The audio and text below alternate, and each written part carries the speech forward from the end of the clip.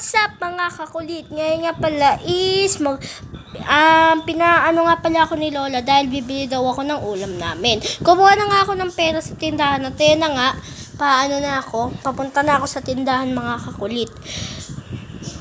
Tapos ayan na mga kakulit, nakuha ko na din yung hotdog. So hindi siya yung original na hotdog, chicken hotdog siya. Nakauwi na din ako at ayan na nga, inilagay ko na din yung hotdog at inilagay ko na din sa kawali. Naluto na nga yung hotdog at pag naluto na, syempre kakain na tayo. Ayun nga pala, ayun yung yan yung ano ko sa ulam burger ko, yung ano ko, last vlog ko. Yan o. Hindi siya naubos kagabi guys. At uminom na din ako guys dahil tapos na ako na kumain. At nag-toothbrush na din para malinis ang ngipin dahil kailangan.